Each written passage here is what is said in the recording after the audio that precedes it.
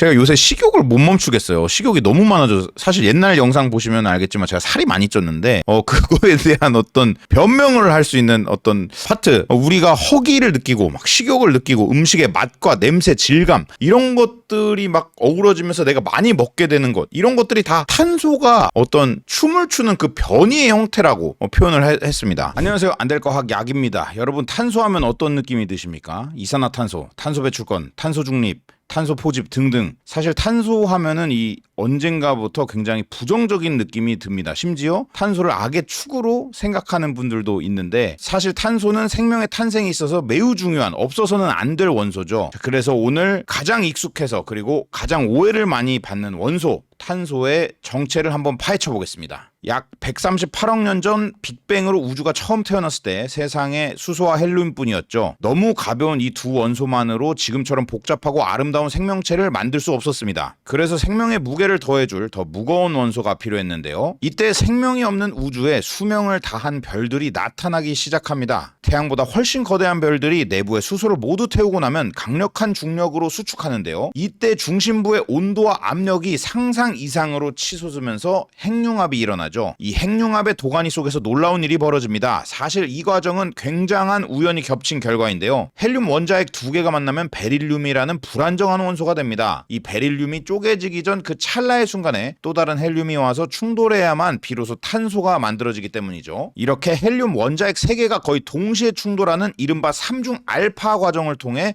마침내 탄소 원자핵이 만들어집니다. 이런 과정이 우주에선 계속 벌어지는데 수십억 년에 걸쳐 별들이 태어나고 죽기를 반복하면서 우주 공간에 탄소를 흩뿌렸습니다. 그 별의 먼지가 다시 뭉쳐 태양계를 만들고 지구를 형성하고 그 다음에 수많은 생명, 여러분의 몸을 이루게 된 것이죠. 이렇게 탄소는 생명의 탄생 그리고 유지에 아주 핵심적인 원소입니다. 사실 생명 입장에서는 탄소를 쓰잖아요. 근데 탄소보다 훨씬 풍부한 원소도 많아요. 그런데 왜 생명은 하필 탄소를 기반으로 설계가 됐을까요? 생명 입장에서 주기율표에 다른 원소로 막 예를 들면 철이라던가 막 티타늄이라던가 생명을 구성했을 수도 있는데 왜 하필 탄소였을까? 사실 이 비밀은 탄소의 구조에 담겨 있습니다. 쉽게 말해 안될과학 구독자라면 다 아시죠? 탄소 원자는 다른 원자와 결합할 수 있는 팔을 4개나 가지고 있습니다. 이 4개의 팔은 매우 안정적인 공유 결합을 형성하죠. 그리고 탄소의 중요한 특성이 또 하나 있는데 바로 탄소 사슬 형성 능력입니다. 탄소는 다른 어떤 원소보다도 자기 자신과 끝없이 길게 그리고 강력하게 연결될 수 있습니다. 이 능력 덕분에 탄소는 단순한 사슬 구조는 물론 가지를 치거나 고리를 만드는 등 복잡한 3차원 입체 구조를 형성할 수 있습니다. 즉 엄청난 다양성을 부여할 수 있다는 것이죠. 이 엄청난 다양성 덕분에 생명의 필수 분자들이 탄생할 수 있었습니다. 에너지를 저장하는 탄수화물부터 세포막을 구성하는 지질, 생명의 기계인 단백질, 그리고 유전 정보를 담은 핵산까지 이 모든 거대하고 복잡한 분자들이 바로 탄소 덕분에 만들 수 있었던 것이죠. 자, 이렇다 보니 탄소가 있어야 생명이 있다라는 공식은 사실 너무 강력한 공식 중에 하나입니다. 그래서 우리가 우주에서 생명의 흔적을 찾을 때 가장 먼저 하는 일도 바로 탄소의 흔적을 찾는 것이죠. 예를 들어 화성 탐사에서도 나사의 탐사 로봇 퍼서비어런스나 큐리오시티가 화성 표면을 돌아다니며 하는 핵심 임무 중 하나가 바로 유기 분자, 즉 탄소 기반의 복잡한 분자를 찾는 것입니다. 최근 큐리오시티 로버가 화성의 고대 호수 지형에서 다양한 유기 분자를 발견하는 성과를 거두기도 했죠. 물론 유기 분자가 있다고 해서 바로 생명체가 있다는 뜻은 아닙니다. 하지만 생명 활동의 가장 강력한 지표이자 필수 조건이 바로 탄소 화합물이기 때문에 과학자들은 이 발견에 흥분하는 것이죠. 최근 화성 대기에서 발견돼서 큰 화제가 된 메탄가스도 마찬가지입니다. 메탄가스 역시 탄소와 수소로 이루어진 간단한 유기물이죠. 지구에서는 메탄의 상당량이 살아있는 미생물에 의해 만들어집니다. 때문에 화성에서 발견된 메탄이 과연 생명체가 내뿜은 것인지 아니면 단순 지질 활동의 결과인지를 두고 지금도 뜨거운 연구가 계속되고 있습니다. 결국 광활한 우주에서 생명의 증거를 찾는 이 거대한 탐사 과정은 한 가지 사실을 다시 한번 확인시켜줍니다. 생명을 찾으려면 먼저 탄소를 찾아라. 그리고 탄소를 연구하고 이해하는 것은 외부의 생명체를 찾는 데만 중요한 것이 아니라 우리 스스로를 위해서도 굉장히 중요합니다. 우리 몸 혹은 지구에 있는 생물들이 가지고 있는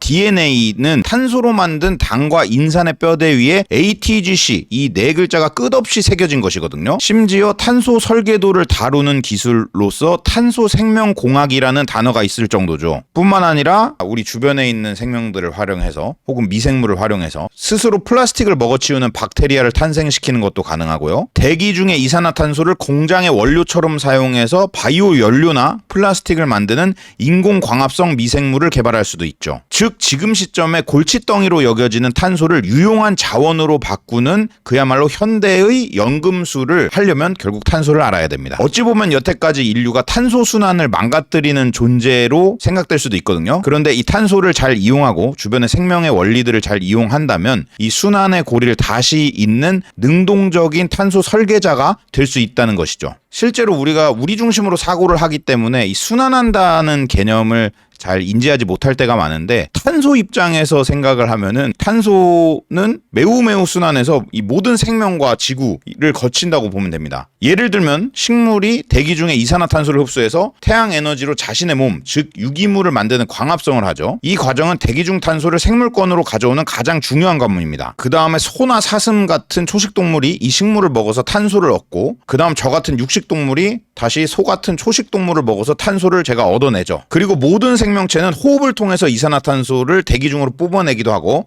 또 다른 형식으로도 뿜어내기도 하죠. 그리고 단순히 배설하는 것뿐만 아니라 동식물이나 제가 죽게 되면 이 사체가 토양 속 수억 마리의 미생물과 곰팡이들에게 돌아가게 되고, 여러 미생물들이 유기물을 분해해서 탄소를 다시 자연으로 되돌려 보내거나 검은 흙의 형태로 토양 속에 수백 년간 저장을 하게 됩니다. 이 자연으로 되돌아간 탄소가 비가 내리면 비에 녹아내리기도 하고요. 바다로 가게 되기도 하죠. 바다 역시 거대한 탄소의 저장고입니다. 대기 중에 이산화탄소가 바닷물에 녹기도 하고, 식물성 플랑크톤이 이산화탄소를 흡수해서 해양 생태계에 먹이사슬을 시작하죠. 자, 이렇게 제가 그 탄소가 순환하는 거에 아주 일부만 얘기했는데, 대기, 육상, 해양 그리고 모든 생명체를 아우르는 게 바로 탄소의 흐름입니다. 이 탄소의 흐름이 수억 년에 걸쳐서 정교한 균형을 이루면서 지구의 기후를 안정시키고 생명이 번성할 수 있는 환경을 만들어 왔죠. 사실 긴 기간 동안 이 자연의 탄소 순환은 거의 완벽에 가까운 폐쇄 루프 시스템이었습니다. 들어오는 만큼 나가고 나가는 만큼 들어오고 균형을 유지했죠. 그런데 인류가 크게 두 가지 형태로 이 시스템에 균열을 내기 시작했습니다. 먼저 첫 번째는 화석연료를 통해서 균열을 내기 시작했죠. 석탄, 석유, 천연가스는 수억 년 전 동식물의 사체가 땅속 깊이 묻혀 만들어진 자연의 순환고리에서 벗어나 있는 고대의 탄소 저장고였습니다. 그런데 인류가 이 잠자는 고대의 탄소 저장고 님을 건드린 거죠. 산업혁명 이후에 불과 200년 만에 모조리 꺼내서 깨우면서 막대한 이산화탄소가 대기 중으로 쏟아지게 됩니다. 자, 그리고 두 번째, 산업형 농업과 무분별한 개발입니다. 우리는 대기 중의 탄소를 땅으로 되돌려줄 유일한 해결사가 있었어요. 바로 숲입니다. 근데 이 숲을 베어낸 거죠. 화학 비료나 살충제의 개발로 우리 식량 생산량은 급증했습니다. 그래서 인구도 많이 늘어났죠. 하지만 그 대가로 토양 속 미생물과 곰팡이 군집이 파괴되면서 토양의 죽음을 불러왔습니다. 즉 우리가 땅에 묻혀있는 탄소의 어떤 수도꼭지를 풀파워로 틀고, 그 다음에 이 수도꼭지를 틀고 빠져나가야 하는 그 배수구는 막은 형태, 이 지구의 대기 중에 탄소를 마구마구 공급하고 더 늘어나게 하는 형태로 보면 되는 거죠. 자, 여기까지가 우리가 얼추 아는 그 탄소에 대한 어떤 과학적인 사실이었는데요. 기후변화에 대한 경각심 이런 것들은 많이 갖고 있는데, 저 같은 경우 전기자전거를 타고 출퇴근할 때 혹은 전기차를 타고 요 정도 하고 그런 고민이 있던 와중에 이 책을 접한 겁니다. 탄소라는 세계. 아무튼 여기에 나오는 내용이 좀 있는데, 이 책을 쓴 분이 세계적인 환경운동가 폴 호컨 형님입니다. 근본적인 질문을 던지는 거죠. 이 지구 온난화에 있어서 싸워야 할 대상이 탄소 그 자체인가? 우리 인류가 여러 행위를 하면서 탄소를 계속 배출하는 상황인데 다른 형식으로 해결할 수는 없을까 하면서 여러 질문과 과학적 사실들을 많이 나열을 하는데요. 이 폴 호컨 형님은 단순히 이게 탄소 문제가 아니라 우리가 생명의 흐름을 무시하고 모든 것을 자원으로만 보는 그 우리의 파괴적인 관계 맺음의 방식, 그런 시선들이 좀 문제다. 우리가 어떤 기술이 개발되더라도 결과적으로는 우리 사회의 시선들이 고쳐지지 않으면은 결국 또 위기는 또 찾아올 거다. 이런 이야기들을 합니다. 그러면서 저는 이 책에서 좀 재밌는 부분 몇 가지를 좀 소개를 드리면, 좀 약간 공감 가는 파트가 몇 개 있었는데, 제가 요새 식욕을 못 멈추겠어요. 식욕이 너무 많아져서 사실 옛날 영상 보시면 알겠지만 제가 살이 많이 쪘는데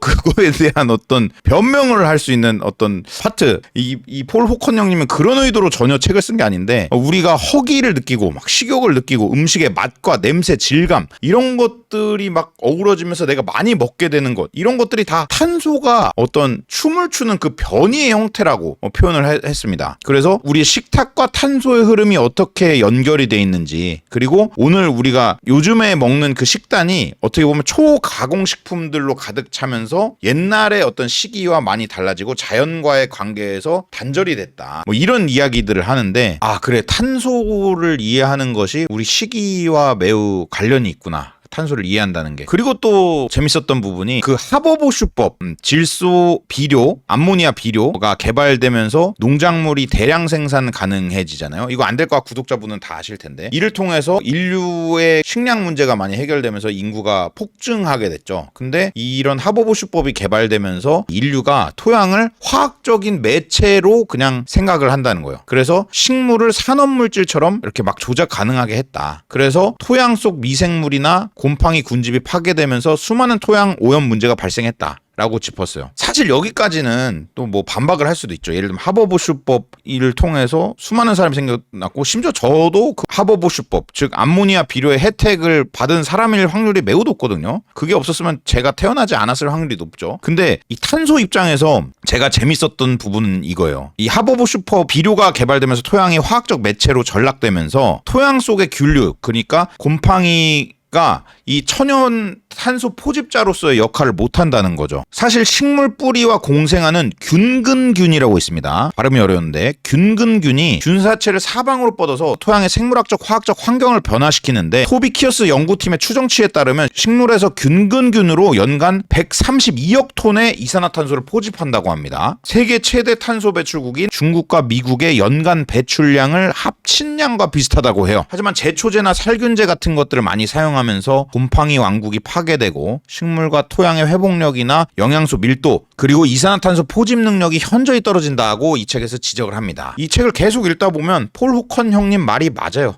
예, 인류가 잘못했죠. 탄소를 배출했죠. 위기가 왔죠. 그런데 그래서 어떻게 해결하자는 거지?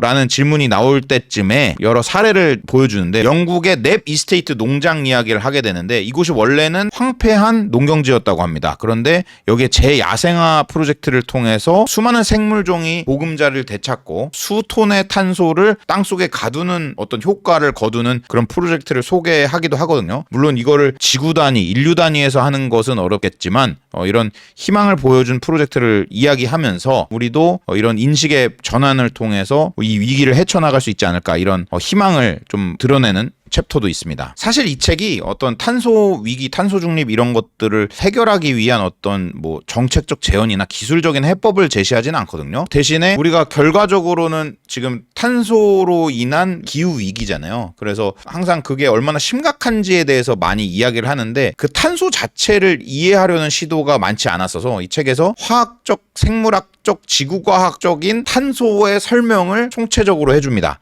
우리의 위기가 어디서 왔으며 이 위기를 해결하기 위해 탄소는 어떤 존재인가에 대해서 한번 생각해보게 하는 그런 책이라고 보면 맞을 것 같습니다. 그래서 저도 참 기후위기에 관심이 많은 편인데, 그래서 뭐 집에서 이끼도 키우기도 하고 뭐 전기 자전거도 타고 다니고 출퇴근할 때 뭐 그러기도 하는데, 이 책을 보면서 탄소가 이런 면이 있었지, 혹은 탄소로 인해서 이런 것들도 가능해졌구나 하는 생각들을 많이 하게 됐습니다. 그래서 아무쪼록 탄소에 대해서 관심 있으신 분들, 그리고 기후위기에 있어서 탄소라는 원소가 어떻게 순환하고 우리 세계에 영향을 미치는지, 얘는 어디서부터 왔으며 지금 어떻게 순환하고 우리에게 어떤 영향을 미치고 있는지, 그리고 우리가 이 탄소 위기를 해결하기 위해서 어떤 실마리들이 있을지 힌트를 이 책에서 한번 찾아보는 건 어떨까라는 생각을 하면서, 탄소라는 세계 도서 속의 안 될 거 학 약이었습니다. 감사합니다.